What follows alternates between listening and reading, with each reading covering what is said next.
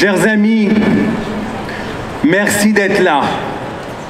Merci d'être là parmi nous, à quelques mètres de l'ambassade d'Azerbaïdjan, à un moment des plus graves de l'histoire du peuple arménien depuis 1915. Qui aurait cru qu'en 2022, nous pourrions dire que le peuple arménien vit un des moments les plus graves de son histoire depuis 1915. Il a été dit, effacer le passé n'est pas bon pour l'avenir. Mais aujourd'hui, chers amis, c'est le présent qu'on veut effacer. On veut rayer de la carte du monde le Haut-Karabakh et ses 150 000 habitants. 150 000 Arméniens du Haut-Karabakh vivent dans ce qu'il reste du Haut-Karabakh avec courage, après avoir subi 44 jours horribles, 5 000 morts, 12 500 blessés, des bombes au phosphore blanc par qui ont été livrées, des drones assassins, des armes à sous-munitions. Le peuple arménien a vécu pendant 44 jours du 27 septembre 2020 au 9 novembre 2020 l'atrocité, un nouveau génocide, des déplacements de population, une idéologie d'État, le panturquisme, un ordre gouvernemental, des ordres gouvernementaux plutôt, les ordres de Bakou et les ordres d'Ankara. Alors oui, ça c'est un deuxième génocide, effectivement. Et après ce deuxième génocide, les Arméniens du Haut-Karabakh sont retournés habiter au Haut-Karabakh parce que c'est leur terre, parce que le Haut-Karabakh est arménien, parce qu'ils ont vécu là-bas depuis des siècles et des siècles, parce que cette terre leur appartient, ils ont grandi là-bas, leurs parents, leurs arrière-grands-parents, les ancêtres. Et l'Azerbaïdjan n'existait pas avant 1923. Et on a vu de quelle manière toutes les preuves sont là, y compris celle du génocide qui est niée par la Turquie. Et donc les preuves de l'appartenance arménienne du Haut-Karabakh ne sont plus à démontrer. Mais vous me direz, le problème n'est pas là. Le problème aujourd'hui, c'est qu'il y a un accord entre Bakou et Ankara pour éliminer toute trace arménienne du Haut-Karabakh. Parce que quel est le problème? Aujourd'hui, Bakou et Ankara ont décidé d'éliminer les Arméniens du Haut-Karabakh, de reprendre la main sur l'Arménie. Et François Pouponnier a tout à fait raison. Pour ceux qui nous reprochent de défendre le Haut-Karabakh et de défendre que le Haut-Karabakh, c'est totalement stupide. Parce que défendre le Haut-Karabakh, c'est défendre l'Arménie. Et c'est probablement ce que ne comprend pas, ou il le comprend trop bien peut-être, le Premier ministre arménien Nikol Pachinian, qui hier à l'Assemblée nationale a fait un discours justifiant la nécessité de reconnaître, et il l'a reconnu, les frontières de l'Azerbaïdjan. Et quand on reconnaît les frontières de l'Azerbaïdjan, on reconnaît les frontières de l'Azerbaïdjan avec le Haut-Karabakh dans les frontières de l'Azerbaïdjan. Est-ce qu'il y a quelqu'un ici qui est d'accord avec ça? Est-ce qu'il y a quelqu'un ici qui est d'accord pour que le Haut-Karabakh retourne sous domination de l'Azerbaïdjan?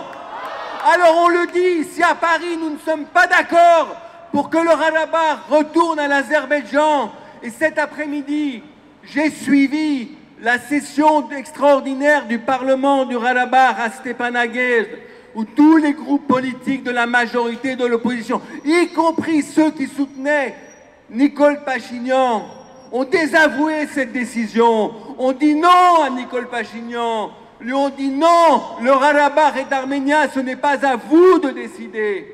Alors oui, nous combattons contre l'Azerbaïdjan et contre la Turquie qui veulent éliminer les Arméniens du Haut-Karabakh. Mais cette même Azerbaïdjan et cette même Turquie n'a absolument pas l'intention de faire la paix avec l'Arménie. C'est bullshit.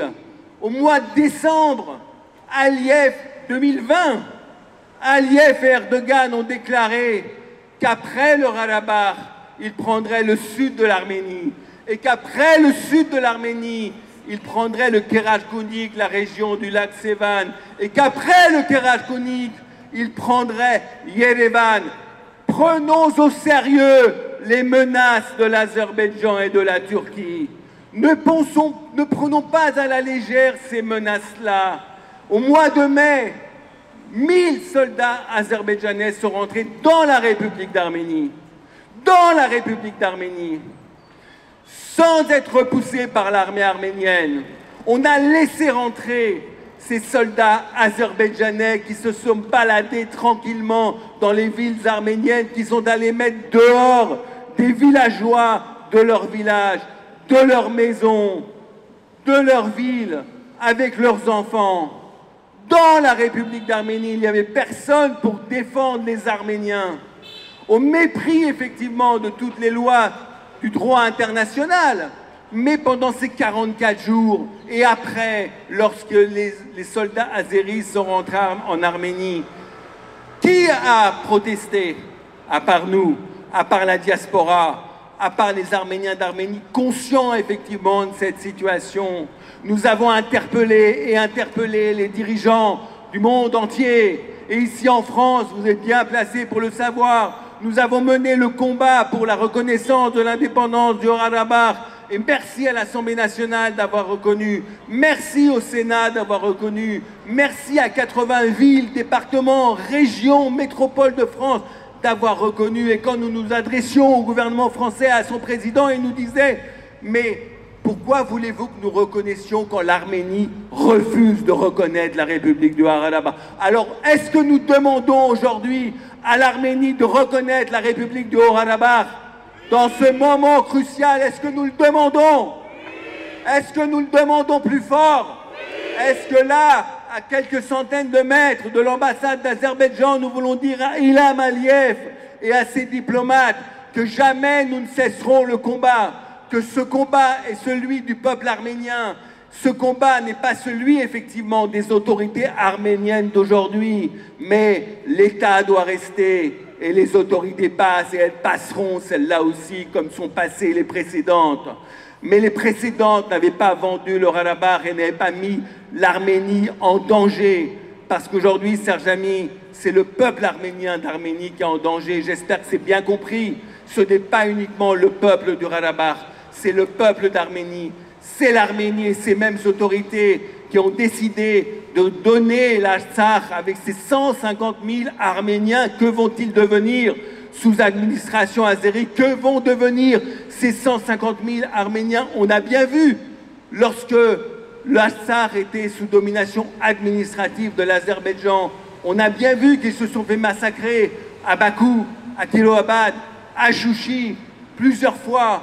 On a bien vu de quelle manière l'armée azerbaïdjanaise, les aumônes, vous vous souvenez des aumônes azéris, ont fait la guerre aux paysans du Haut-Karabakh. Et il a fallu que nous organisions l'autodéfense, il a fallu que nous allions armer les paysans, il a fallu que nous allions entraîner nos militants pour repousser l'Azerbaïdjan. Et nous avons réussi à repousser l'Azerbaïdjan parce que nous avions cet état d'esprit de résistance, parce que nous avions cet état d'esprit de combat, parce que nous étions animés par cet état d'esprit de justice.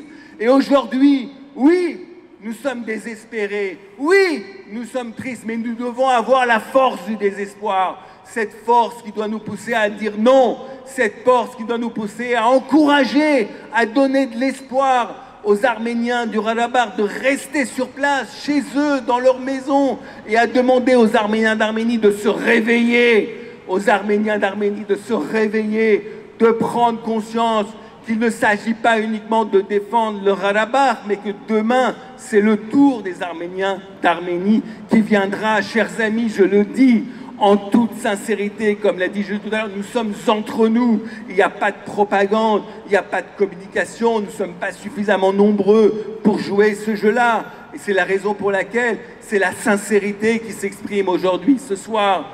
Nous sommes en danger en tant que peuple en Arménie et au Haut-Karabakh. L'Arménie et le Haut-Karabakh peuvent dans 10 ans ne plus exister, être rayés de la carte, d'autant plus qu'il y a une volonté à Yerevan de normaliser les relations avec la Turquie. Mais qu'est-ce que ça veut dire, normaliser les relations avec la Turquie? Ici, en Occident, on dit « c'est formidable, l'Arménie et la Turquie vont normaliser leurs relations, vont faire la paix, il va y avoir des échanges diplomatiques, économiques, bien sûr. » Et c'est la continuité de 1915. Parce que moi, si j'étais Erdogan, j'accélérerais effectivement cette question de la normalisation. J'installerais des entreprises turques en Arménie. Je rachèterais 3, 4, 5 fois le prix les entreprises d'Arménie, les hôtels, les restaurants, les productions de fruits, de légumes, les productions agricoles. Et je ferais travailler le peuple d'Arménie.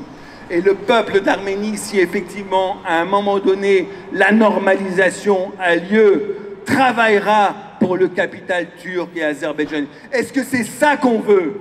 Est-ce que c'est cette Arménie qu'on veut? C'est cette Arménie que veut Nicole Pachinian. Et nous sommes aujourd'hui face à une situation, je le racontais tout à l'heure, à quelques amis qui sont là également.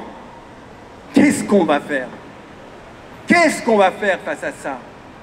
Puisqu'il a été réélu au mois de juin, il n'y a pas un an, mais pas sur ce programme-là, pas sur le programme de céder le Karabakh, pas sur le programme de donner l'Arménie, pas sur le programme de céder l'économie arménienne à la Turquie et à l'Azerbaïdjan.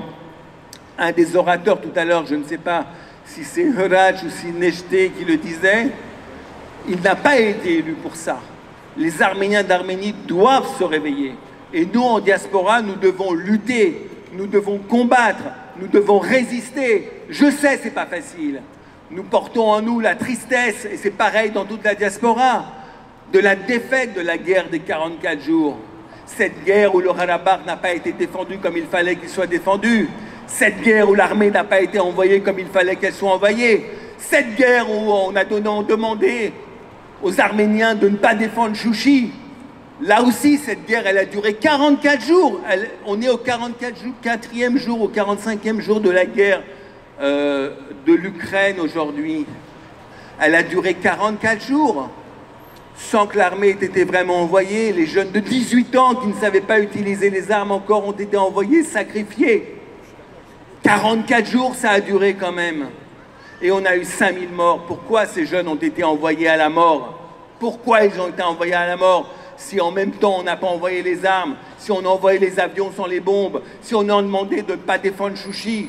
Nous avons pris Chouchi en 1992 et nous avons dit au ministre de la Défense, laissez-nous défendre Chouchi.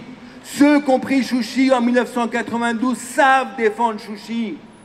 Puisqu'ils l'ont pris, ils savent le défendre. L'ordre a été donné d'évacuer tous les résistants de Chouchi. Chers amis, nous sommes en colère. Ce n'est pas bien, mais nous sommes en colère. Et cette colère doit nous pousser à la mobilisation, parce que cette mobilisation, c'est en faveur de l'Arménie, c'est en faveur de l'Artsakh, c'est en faveur de la pérennité de notre existence même sur place. Notre existence même sur place est en question aujourd'hui. Alors merci d'être là. Merci d'avoir répondu à cet appel. Dans toute la diaspora, nous allons continuer à nous mobiliser. Nous avons décidé de dire non à la cession de l'Artsakh. Nous avons décidé d'être avec le peuple de l'Artsakh, avec les députés d'Artsakh, y compris le président de la République, Arayik Harutyunyan, qui est un très très proche de Nicole Pachinian. Aujourd'hui, il est complètement dépité par la décision de Nicole Pachinian. Véritablement. Alors, ça vaut le coup de se battre. Alors, ça vaut le coup de se mobiliser. Alors, ça vaut le coup de dire non. Pas que pour l'Artsakh, mais pour l'Arménie. Déjà, c'est important de défendre que l'Artsakh. Mais là, notre combat, c'est la défense de l'Artsakh et de l'Arménie. Merci, chers amis.